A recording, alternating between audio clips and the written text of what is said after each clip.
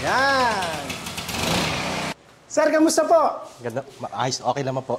Medyo kinakabahan pa po. Sir. Okay, okay. Salamat po, sir, at napunta po kayo rito sa ating pong munting tindahan sa Diskarte Pinoy TV. Sir, ano po ba yung kukunin niyo po ngayon?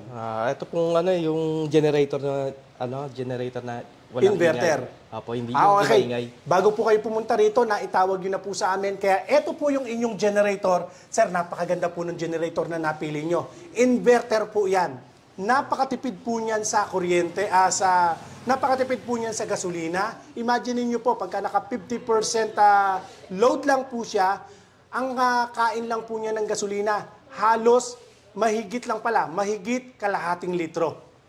At ang kagandahan po nitong inverter na generator, super silent po yan. Napakadali pa po niyang i-start. Gusto niyo po patunayan ko po sa inyo na madali po siyang i-start? Sige po. Babae po yung pag-startin po natin.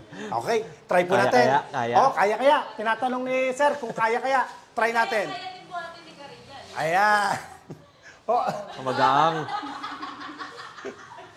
Okay, try natin. Ayan, tama po sir. Bukod sir yan sa magaan, Karen, makibuhat mo nga yung isang kamay. Kaya ba isang kamay?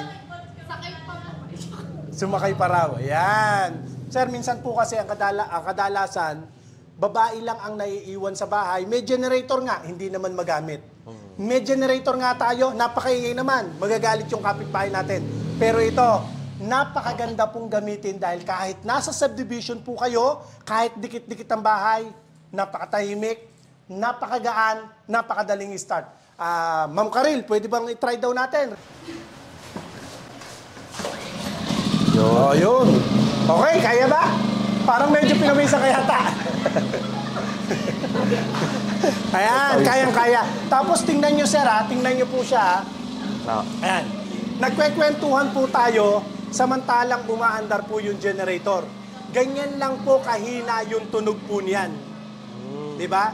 Mas malakas pa po yung bunganga natin kaysa po dun sa generator. Minsan po kasi, hindi tayo makapagkwekwentuhan kasi napakaingay ng mga generator, pero yung generator po natin, napakatahimik. Ano po masasabi niyo, sir? Maganda siya.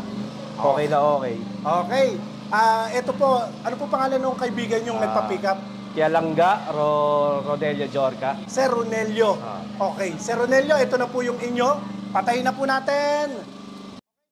Isabay na rin po natin tong order po sa atin ni Boss Dun Dana ng Lipa, Batangas. Boss, ito po yung inyong 3,200 watts na inverter generator. Sir, pakita natin kung gaano po kaganda po yung generator na ito. Ito po, ang kaibahan naman po nito, Jessa, di ba pwedeng push button, pwedeng recoil starter. Tapos ang kagandahan niyan, pwede rin po siya, kasi may gulong na siya Ayan, may gulong. Transfer nga natin ng konti. Ayan, okay.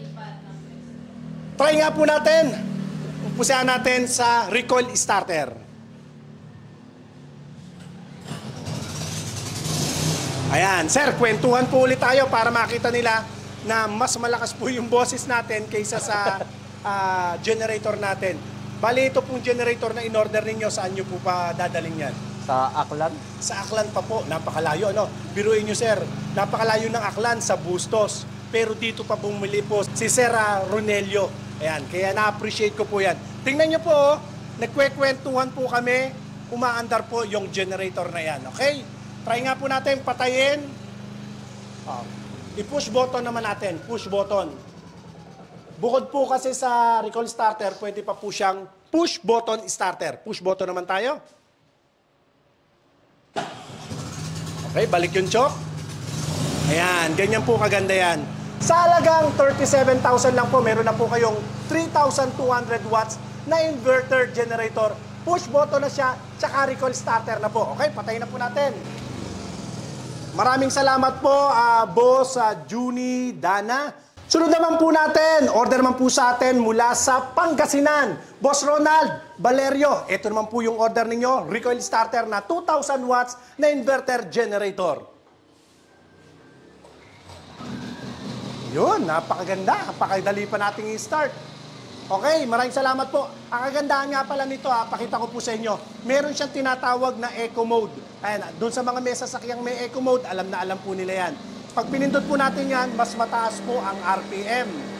So pagka marami po tayong isasaksak, pwede po nating i-off yung eco mode. Pero pagka konti lang, 50% load lang, pwede po tayong mag-eco mode. Pagmasdan nyo po yung tunog, hihina po yung tunog na yan compare doon sa mataas na RPM. Ayan, tingnan nyo po, humina po siya, humina.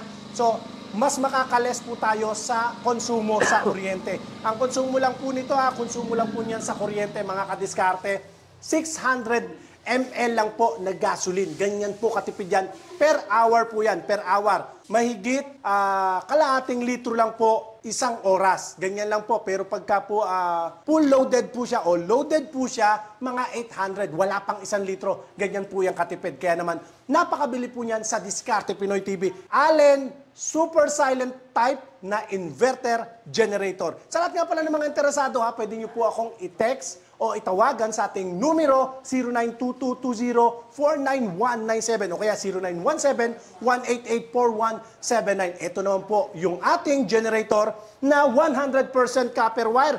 Testing naman po natin yung order po sa atin ni Boss Gogong Cielo ng Davao Oriental. Ito po, recoil starter na siya, push button pa po siya. Testingin natin. Yan. Okay, so mas maingay po siya, no? Mapapansin niyo, mas maingay po ito. Okay, patayin na natin. Mas maingay po yung non-inverter open pipe po yan. Kaysa doon sa inverter generator. Kaya nga po, lagi kong sinasabi, bago po kayo bumili ng generator, dapat pag-aralan muna po natin, hindi ba sa generator pwede na. Baka makabili po kayo ng generator, yung pala dikit-dikit yung bahay ninyo. Sayang lang po ang pera ninyo. Sa amin po kasi, hindi yung bumili lang po kayo. Gusto ko po pangalagaan yung kapakanan ng ating mga customer. Hindi yung basa-basa bili. Tingnan nyo muna, pwede ba tong generator na ito sa atin? Baka hindi. O baka ang kailangan po natin, inverter generator.